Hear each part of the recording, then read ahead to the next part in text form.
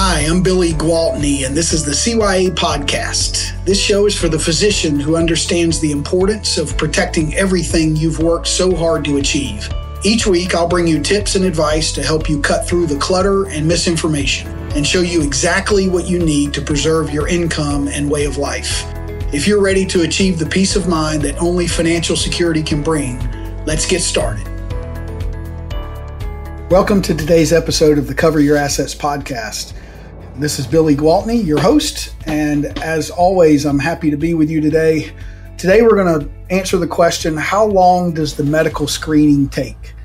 This is another kind of part of a Q&A series that came about from the financial literacy series. I recorded a webinar on disability insurance for the American College of Surgeons. Their residents and associate physician group are members, and this was one of those questions.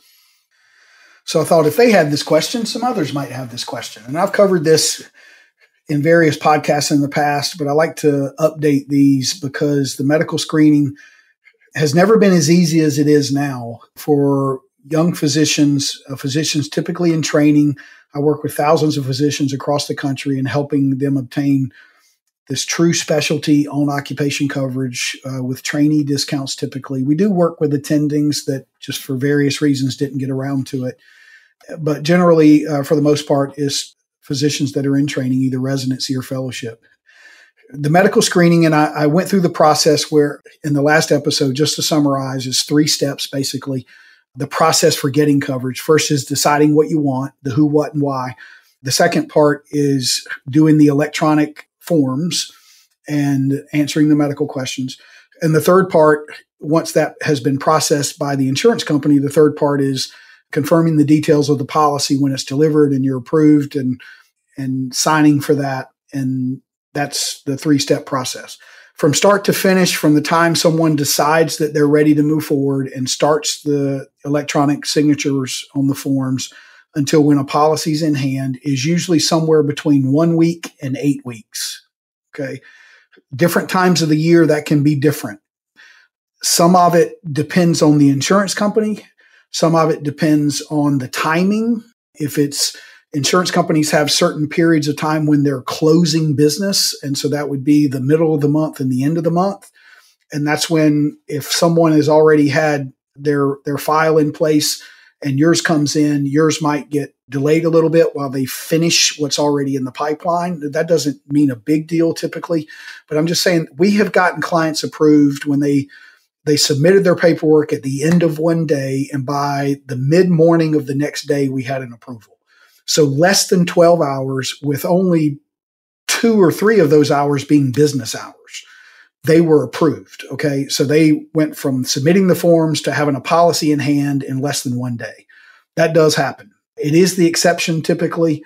On the other end, I've had it take anywhere from 2 to 2.5 months for someone to be approved, and they got approved. Everything was fine. It just took a while for medical records to come in. If there is a time lag, for the most part, it's going to be because the underwriter needs to verify some of the medical history through medical records. And so they contact your providers directly. You sign a HIPAA as part of the application.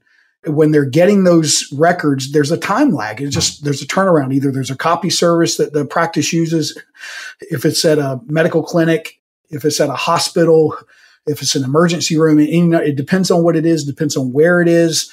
Some larger places, it's almost like a black hole. When you start looking for records, it can take a while. I don't mean any disrespect to any organization. I'm just saying it takes what it takes. And sometimes it takes time. Sometimes certain hospitals will have their own HIPAA forms that they need signed by the patient, by you, the insured. Sometimes they need a wet signature, which means you have to mail it.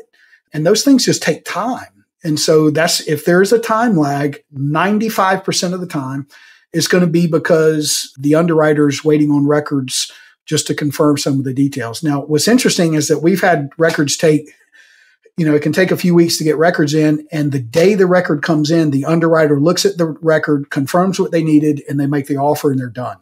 So it's not the underwriter not wanting to make the offer. It's them going, hey, we have to verify these details in order to be able to issue a policy. And so you as the insured can help that. A lot of times you have patients for doctors I see and you see, we can access our medical records electronically. We can see the notes in our own chart that we sign on to. And a lot of times that'll be what the underwriter needs. And so you can help move that along really quickly. Sometimes you may know the doctor that you saw and you may have their cell phone. I have my doctor's cell phone. I can say, hey, I need these records quick. What can I do? Can you tell someone can I stop by and get them? Can I, what has to happen? And so there are ways to speed that along if you want to be involved in that. But again, in general, you're looking at 1 week to 8 weeks. Usually, I would say probably 50 to 70% of policies are approved within 2 weeks, maybe 3 at the most. So it's usually on the shorter end of that. Certain insurance companies, I will say, are notoriously methodical. Okay, I'm not going to say slow because that might be disrespectful. They're just methodical. It's going to take them 3 to 4 days to just get your information into their system. An underwriter's not even going to see your file or see your name for a week. And that's just the way they operate. These insurance companies have been around for 150 years, okay? You don't stay in business for that long by being in a hurry. And so they sometimes can be obnoxiously slow or, like I said, methodical.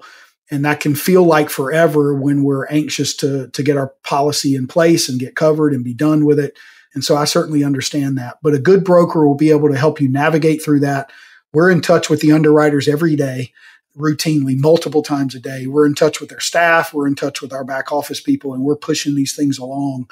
And so a good broker will be making sure that your application and your case is getting attended to.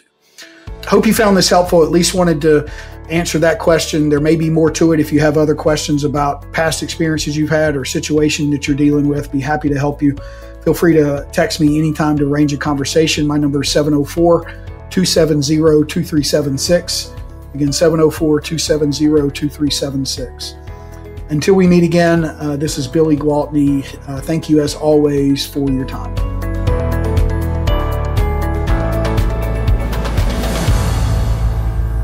This is thepodcastfactory.com.